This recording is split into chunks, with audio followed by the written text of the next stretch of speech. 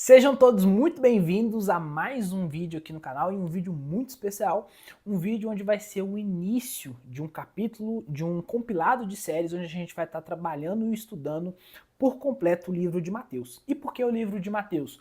Quando a gente olha o Evangelho de Mateus, é um dos evangelhos e um dos livros mais completos da Bíblia, que pega ali do nascimento, da evolução, o começo do ministério, a caminhada de Jesus, os milagres, as obras, a crucificação, a ressurreição. Então é um livro que, a nível de entendimento e conhecimento da palavra e aprofundamento, é muito importante que nós, como cristãos, tenhamos acesso e estudar de forma ativa, estudar de forma com que a gente consiga aplicar os ensinamentos que a gente tem nesse livro no nosso dia a dia, e principalmente para que a gente tenha um conhecimento maior da palavra de Deus. Porque algo que eu sempre falo é que a Bíblia não é para você simplesmente ler ela como um livro qualquer, porque não é um livro qualquer, é a palavra de Deus.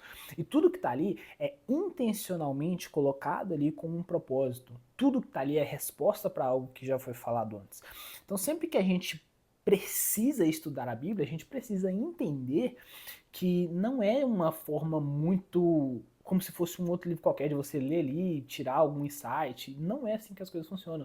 Então você tem que entender o contexto da época, o porquê das coisas, o porquê daquele versículo estar dessa forma, o porquê do nome de algumas coisas. Então, é a primeira série desse compilado que a gente vai estar dentro de Mateus, que é a série O Rei Está Aqui, que é exatamente onde a gente vai pegar esses primeiros capítulos do livro de Mateus, falando sobre o nascimento de Jesus. E é muito interessante que no primeiro capítulo, já no primeiro versículo, a gente começa assim: o registro da genealogia de Jesus Cristo, filho de Davi, filho de Abraão. Nesse primeiro versículo a gente já tem 3 pontos muito importantes, que são pontos que a gente precisa aprofundar para a gente entender e tirar da palavra de Deus o maior proveito possível. Porque se você só ler rápido, você fala Jesus Cristo, Jesus Cristo, todo mundo fala Jesus Cristo. Mas já parou para pensar que Cristo não é o sobrenome de Jesus? A gente acha e acaba passando assim porque parece muito com o nome e o sobrenome, como se Jesus fosse registrado, né, usando nos termos atuais, como se ele fosse registrado como Cristo, como se Cristo fosse um sobrenome de Jesus. A real é que Cristo não é um sobrenome de Jesus. Cristo é uma tradução para algumas palavras em hebraico, em aramaico, que traziam e falavam sobre o Messias. Cristo traduzido é o ungido, o Messias, aquele que há de vir.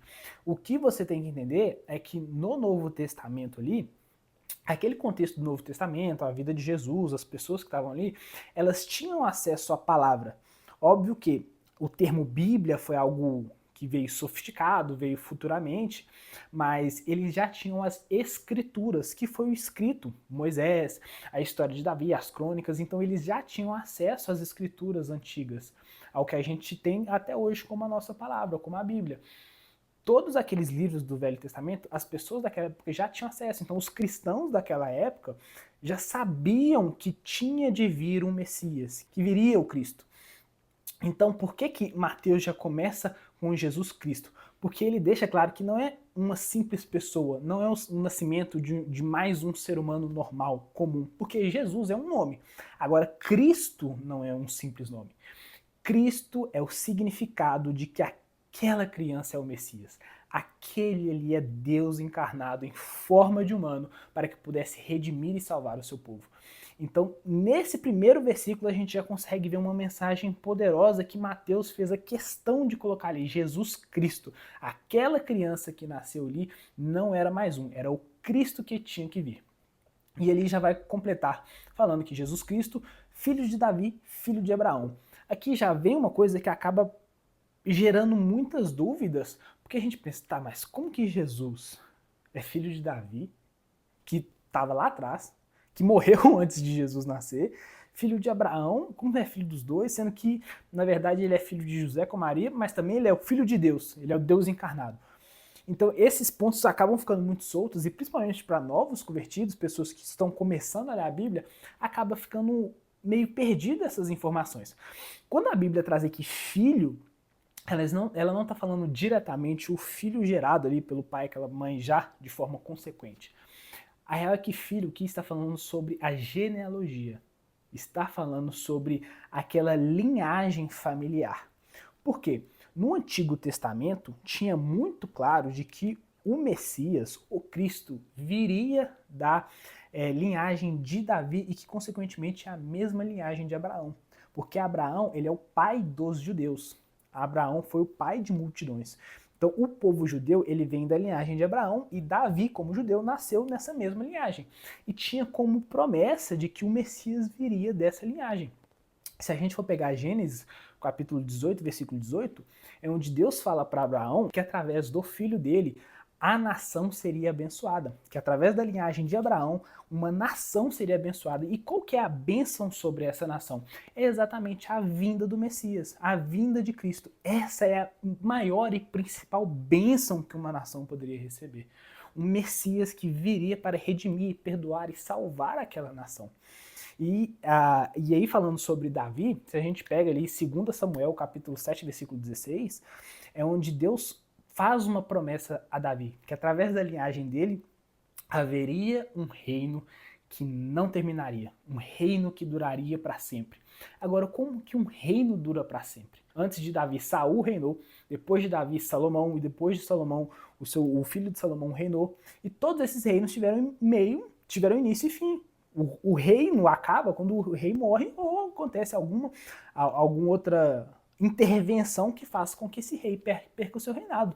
Agora, como que um reino dura para sempre? Somente o reino dos céus. O reino dos céus, através de Jesus Cristo, através da mensagem da cruz, a crucificação, a ressurreição.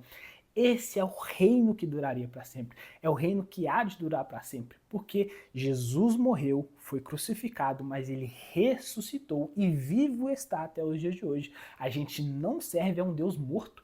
A gente não acredita em uma simples história que foi contada. A gente acredita, nós acreditamos com toda a força do nosso ser e principalmente através da Bíblia, da palavra de Deus, que Jesus vive em nós, vive em nosso meio e ele irá voltar para buscar o seu povo. Então aqui, esse primeiro versículo não é um simples versículo, não são coisas que estão ali de forma aleatória. Então por que Mateus começa o seu livro falando exatamente sobre a estrutura genealógica de Jesus? Porque para o povo judeu era sabido que o Messias viria daquela linhagem. Então, para que as pessoas crescem e soubessem que aquela criança, que Jesus nascido de Maria, era o real, verdadeiro e único Messias, é importante que a genealogia estivesse de forma clara. Para que as pessoas soubessem, então é esse o como tanto se falava no Velho Testamento, então é esse que havia de vir, esse que nos foi prometido, que através da linhagem de Davi, que é a mesma linhagem de Abraão, viria para salvar e redimir o seu povo. Então não é uma simples criança, é Jesus, o Cristo. Não um Cristo, ele não é um profeta, ele não é um simples enviado de Deus, ele é o próprio Deus em forma humana aqui na Terra.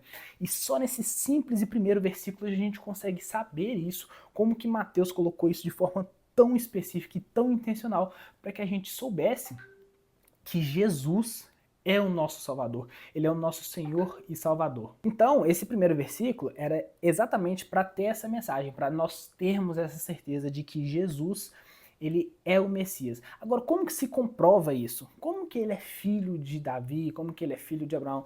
Como que a gente mostra que ele está nessa linhagem? A real é que no Velho Testamento, se a gente for olhar em alguns livros, sempre tem muito claro essa genealogia, não só de Jesus, igual está aqui como Mateus. As outras pessoas, em outros momentos, tiveram a sua genealogia muito bem específica, porque a Bíblia ela foi escrita desde os inícios, desde o primeiro homem, desde Adão, depois Caim e Abel. Então a gente tem isso muito claro, porque foi o início de tudo. Então era o tipo de informação que era importante estar ali, qual que era a sequência, as pessoas que vieram através daquela linhagem. Então, o que Mateus faz para comprovar e selar de que Jesus realmente veio daquela linhagem é usar o mesmo contexto, a mesma estrutura de genealogia que estava no Velho Testamento. Então ele pega ali um por um, óbvio que não está 100% da genealogia, porque senão não teria como colocar em um simples livro, mas ele pega pontos especiais, de pessoas que fazem sentido de forma dividida, para que tudo fizesse sentido, para que tudo se conectasse. Então, a partir do versículo 2 aqui, é onde ele já vem falando um a um quem gerou quem e como isso chega até Jesus. Então, ele chega aqui no versículo 2. Abraão gerou Isaac, Isaac gerou Jacó, Jacó gerou Judá e seus irmãos. Judá gerou Pérez e Zerá, cuja mãe foi Tamar. Pérez gerou Esdrom, Esdrom gerou Arão, Arão gerou Aminadab, Aminadab gerou Nasson, Nasson gerou Salmão, Salmão gerou Boaz, cuja mãe foi Raabe, Boaz gerou Obed, cuja mãe foi Ruth, Obed gerou Jessé, e Jessé gerou o rei Davi. Davi gerou Salomão, cuja mãe tinha sido a mulher de Urias. Lembrando que Davi mandou matar Urias, mandou que Urias fosse na frente da batalha para que ele morresse, e aí sim, foi o adultério de Davi com Betseba, né? Depois o filho que veio de Betseba acabou morrendo, e depois desse mesmo relacionamento que foi fruto de adultério com Betseba, depois veio Salomão, sido mulher de Urias. Salomão gerou Roboão, Roboão gerou Abias, Abias gerou Azá, Azá gerou Josafá, Josafá gerou Jorão, Jorão gerou Uzias, Uzias gerou Jotão, Jotão gerou Acás, Acás gerou Ezequias, Ezequias gerou Manassés, Manassés gerou Amon, Amon gerou Josias, e Josias gerou Jeconias e seus irmãos no tempo do exílio da Babilônia. Depois do exílio da Babilônia, Jeconias gerou Salatiel, Salatiel gerou Zerubabel, Zerubabel gerou Abiúde, Abiúde gerou Eliaquim, Eliaquim gerou Azor, Azor gerou Sadoc, Sadoc gerou Aquim, Aquim gerou Eliúde, Eliúde gerou Eleazar, Eleazar gerou Matã, Matã gerou Jacó. E Jacó gerou José, marido de Maria, da qual nasceu Jesus, que é chamado o Cristo.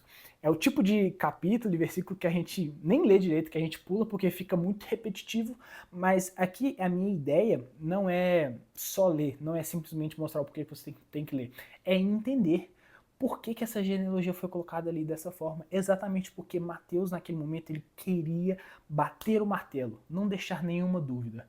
Esse que é nascido agora, do ventre da Virgem, esse que é chamado Jesus, ele é o Cristo. E aqui está a prova, porque lá atrás foi falado, foi prometido por Deus que o Cristo, o Messias, viria da linhagem de Davi, viria da viagem de Davi, que é também a linhagem de Abraão. E aqui está a prova que esse menino que vos é nascido nesse tempo é dessa linhagem. Ele é o Cristo, ele é o Messias, ele é o nosso Salvador, nosso Senhor e Salvador que veio por nós, para morrer por nossos pecados, nos redimir e nos dar a vida eterna.